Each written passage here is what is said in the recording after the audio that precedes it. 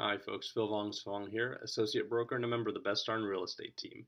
This morning I was reading through the most recent issue of Georgia Realtor magazine, and I came across an article concerning recent court cases that directly impacted real estate buyers and sellers. In particular, the correct use of the seller's property disclosure statement. In the particular case that I read about, the sellers, after filling out the property disclosure, found that there had been some significant and additional leaks that occurred in the basement.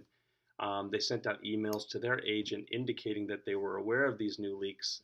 The agent responded by asking them to update their seller's disclosure statement, which they never did.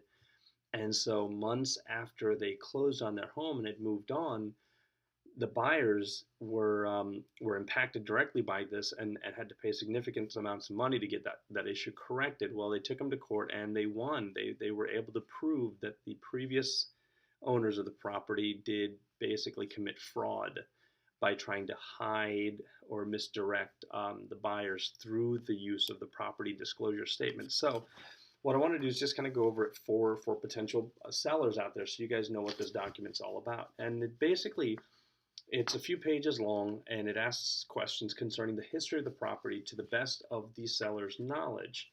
And the questions are very simple. They'll ask things like occupancy here. Let me see if you can see that. Occupancy, and it simply asks, is the property vacant? And then you have an opportunity to either mark yes, no, or don't know. And it's okay to write don't know. If you're not certain, it's better to err on the side of caution and answer as accurately as possible. So let me read the instructions to sellers that happens in box A here. Number 1, answer all questions in reference to the property.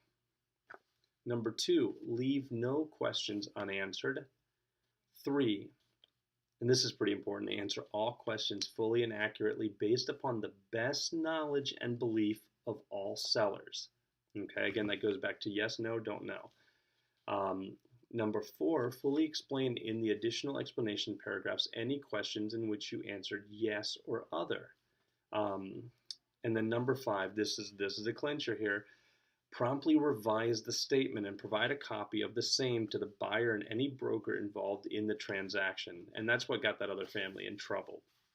So again, that's a brief wrap-up of the seller's property disclosure statement. If you do have any questions, you can always contact us. Remember, I'm Phil Vong, and you're always home with the Best Darn Real Estate team.